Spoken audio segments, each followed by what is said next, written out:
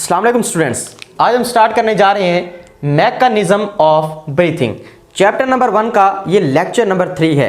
सबसे पहले हम इसमें डिस्कस करेंगे कि ब्रीथिंग क्या है।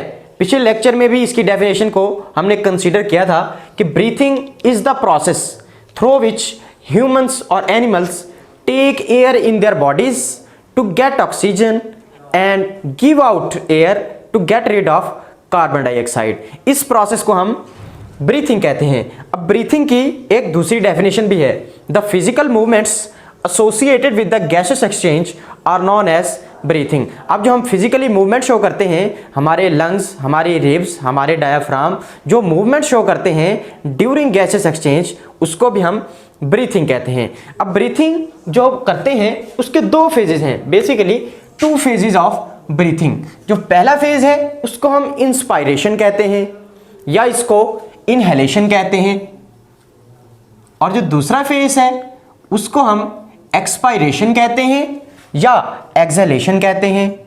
These are the 2 phases that are involve in the process of breathing. अब हम इनके मैकेनिज्म देखते हैं कि जब इंस्पायरेशन करते हैं या इनहेलेशन करते हैं तो क्या क्या हैपनिंग्स होती हैं, और जब एक्सपायरेशन करते हैं या एक्सहेलेशन करते हैं तो हम कौन सी फिजिकल मूवमेंट्स करते हैं। सबसे पहले हम देखते हैं कि इंस्पायरेशन जब करते हैं उस वक्त कौन कौन सी फिजिकल मूवमेंट्स इन्वॉल्व होती हैं। आप इसको प्रैक्टिकली भी करके देख सकते हैं। जब हम सांस अंदर की तरफ लेकर जाते हैं तो हमारी रिब्स जो हैं वो ऊपर की तरफ उठ जाती हैं, मतलब जो रिब्स के मसल्स हैं, रिब मसल कॉन्ट्रैक्ट, रिब्स के मसल कॉन्ट्रैक्ट करते हैं और कॉन्ट्रैक्ट करने के बाद ऊपर उठ जाते हैं, अप्रेज्ड।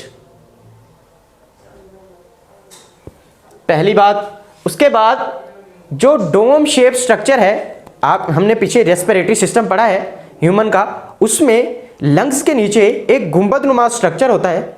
वो गुंबदनुमा स्ट्रक्चर कॉन्ट्रैक्ट करता है और बिल्कुल फ्लैट हो जाता है, नीचे की तरफ चला जाता है। तो हम लिखेंगे डायाफ्राम कॉन्ट्रैक्ट, कॉन्ट्रैक्ट करने के बाद लोवर्ड, नीचे की तरफ चला जाता है। अब आप देख सकते हैं कि जब हमारी ये मसल, रिब्स के मसल, इन्होंने कॉन्ट्रैक्ट किया और ये ऊपर की तरफ उठ गए। इसी तरह वो गुंबदनुमा स्ट्रक्चर, उसने कॉन्ट्रैक्ट किया और वो किस तरह हो गया, बिल्कुल फ्लैट हो गया, लोवर्ड हो गया। तो जब ये 2 फिजिकल मूवमेंट्स हुई तो हमारी जो थोरेसिक कैविटी है या चेस्ट कैविटी है उसके अंदर स्पेस बढ़ गई। जब उसके अंदर स्पेस बढ़ गई तो लंग्स पर क्या हो गया, प्रेशर कम हो गया। ये बात हम इस तरह लिख लेते हैं, pressure on the lungs reduces. अब जब लंग्स पर प्रेशर रिड्यूस हो गया, उसके अंदर एयर का प्रेशर कम हो गया और हमारी बॉडी के बाहर एयर का प्रेशर ज्यादा हो गया, तो Dalton law of partial pressure के असूल के मुताबिक जो हवा है वो हायर प्रेशर से लोअर प्रेशर की तरफ मूव करती है। तो होगा क्या, जब हमारे लंग्स में एयर का प्रेशर कम होगा, हमारी बॉडी के बाहर एयर का प्रेशर ज्यादा होगा, तो क्या करेगी, एयर बाहर से हमारे लंग्स के अंदर मूव कर जाएगी। तो इस प्रोसेस को हम इनहेलेशन या इंस्पायरेशन कहते हैं। आप इसको प्रैक्टिकली करके भी देख सकते हैं। आप यहां पर 1 मिनट के लिए आप रुकें और अपने सांस को अंदर की तरफ लें। तो आपने देखा है कि इस प्रोसेस के दौरान जब मैंने इनहेल किया है, हवा को अंदर लेकर गया हूं, तो मेरे रिब्स ऊपर की तरफ उठ गई हैं और जो डायाफ्राम है वो लोवर्ड हो गया है। और ये हवा बाहर से अंदर की तरफ किस वजह से गई है, due to the difference in the pressure of the air. Lungs के अंदर एयर का प्रेशर कम था, हमारी बॉडी के बाहर यानी एटमॉस्फेयर में एयर का प्रेशर ज्यादा था, जिसकी वजह से एयर बाहर से अंदर की तरफ मूव करके चली गई है। इस प्रोसेस को हम कहते हैं inspiration. Air moves from higher pressure to the lower pressure। इस प्रोसेस को इंस्पायरेशन का नाम देते हैं। आप यहां पर डायग्राम में देख सकते हैं कि ये इस आपको डायग्राम दिखाई गई है। ये जब इंस्पायर करता है या इनहेल करता है तो इसके जो रिब्स में मसल्स हैं वो कॉन्ट्रैक्ट हुए हैं और रिब्स ऊपर की तरफ उठ गई हैं। और आप देख सकते हैं कि जो गुंबदनुमा स्ट्रक्चर है जिसको हमने डायाफ्राम का नाम दिया हुआ है वो बिल्कुल फ्लैट हो गया, नीचे की तरफ आ गया है और स्पेस और सरफेस एरिया चेस्ट कैविटी का बढ़ गया है और pressure on the lungs reduce हो गया, जिसकी वजह से हवा बाहर से अंदर की तरफ मूव कर रही है।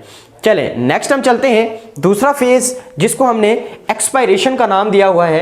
एक्सपायरेशन का मतलब है हवा को बॉडी से बाहर निकालना, या इसको एक्सहेलेशन भी कहते हैं, हवा को एक्सहेल करना।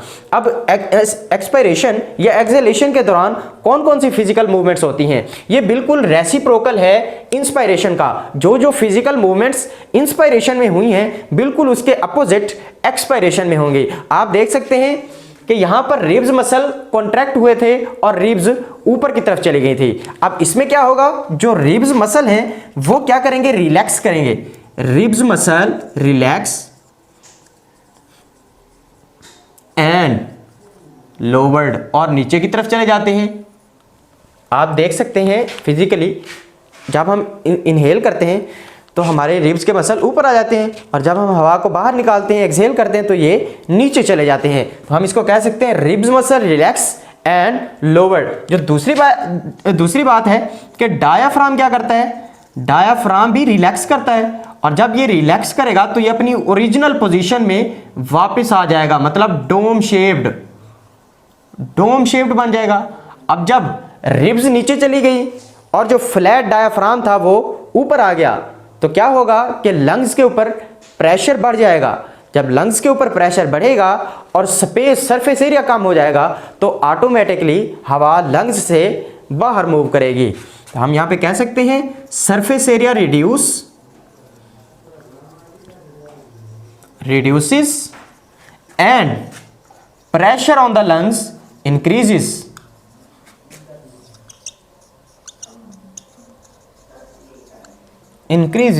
जब लंग्स पर प्रेशर इंक्रीज हो जाएगा तो क्या होगा कि हवा लंग्स से बाहर निकल जाएगी, expire out. So these were the two phenomenons of breathing. अब इस एक्सपायरेशन के फेनोमेना को भी आप इस डायग्राम के थ्रू देख सकते हैं। आपने देखा है कि जब उन्होंने इंस्पायर किया था तो रिब मसल ऊपर आ गए थे और डायाफ्राम नीचे चला गया था। और ये देखिए 5 सेकंड के बाद जब वो रेड होना शुरू हो गया है, इसका मतलब ये है कि ये एक्सपायर कर रहा है हवा को। आप उसमें देख सकते हैं कि उसके जो रिब्स के मसल हैं वो नीचे चले गए हैं और डायाफ्राम ऊपर चला गया है, जिसकी वजह से प्रेशर इंक्रीज हो गया है और हवा बॉडी से बाहर चली गई है। तो ये तो थे दो प्रोसेस ब्रीथिंग के, दो फेजेस। अब हम कुछ जनरल पॉइंट्स को डिस्कस कर लेते हैं जो ब्रीथिंग से रिलेटेड हैं। अब हम देखते हैं कि जो नॉर्मल ब्रीथिंग रेट है, normal breathing rate in humans, that is 16 to 20 times per minute। लेकिन जब इंसान या ह्यूमन कोई हार्ड फिजिकल एक्टिविटी करते हैं या एक्सरसाइज करते हैं तो ये रेट इंक्रीज हो जाता है up to 30 to 40 times per minute. अब इसकी क्या वजह है? इसकी वजह यह है कि जब हम कोई हार्ड एक्सरसाइज करते हैं या फिजिकल एक्सरसाइज करते हैं तो रेस्पिरेशन ज़्यादा होती है। आपको एक जनरल पॉइंट बताता जाऊं कि जो हमारा कंट्रोल सेंटर है, जो हमारी बॉडी का कंट्रोल सेंटर है, it is very sensitive to the concentration of carbon dioxide. अगर कार्बन डाइऑक्साइड की कंसंट्रेशन नॉर्मल से ज़्यादा हो जाए तो रेस्पिरेटरी या कंट्रोल सेंटर स्टिमुलेट हो जाता है। अब होता क्या है, जब हम हार्ड एक्सरसाइज या फिजिकल एक्सरसाइज करते हैं तो होता क्या है कि हमारा रेस्पिरेशन रेट बढ़ जाता है। जब रेस्पिरेशन रेट बढ़ जाता है तो कार्बन डाइऑक्साइड की प्रोडक्शन भी बढ़ जाती है नॉर्मल से।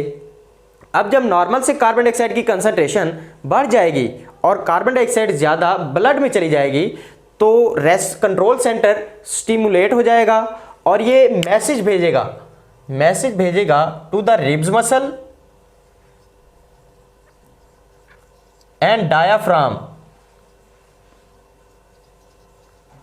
कि वो अपनी मूवमेंट को इंक्रीज कर दें।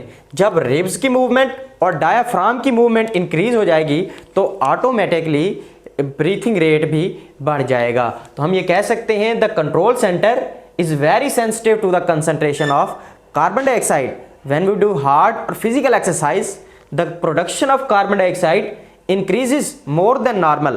This more than normal concentration of carbon dioxide stimulate the control center which send message to the ribs muscle and diaphragm to increase the rate of breathing. So ये mechanism है कि जिसकी वजह से अगर रेस्ट कंडीशन है तो 16 to 20 times per minute breathing rate है, लेकिन अगर फिजिकल कंडीशन या हार्ड एक्सरसाइज की कंडीशन है तो उसमें रेस्पिरेशन इंक्रीज हो जाता है 30 to 40 टाइम्स पर मिनट। तो स्टूडेंट देखते हैं, ये हमारे पास एक टेबल बताया गया है जिसमें कंसंट्रेशन ऑफ डिफरेंट गैसेस बताई गई है और साथ ही साथ ये भी बताया हुआ है कि इंस्पायर्ड एयर कितनी जाती है, कितनी परसेंटेज है और एक्सपायर्ड एयर की परसेंटेज कितनी है। सबसे पहले हम देखते हैं कि ऑक्सीजन जब हम इंस्पायर करते हैं अपनी बॉडी के अंदर लेकर जाते हैं तो 21% उसकी परसेंटेज होती है और जब उसको हम एक्सपायर करते हैं तो 16% उसकी परसेंटेज होती है।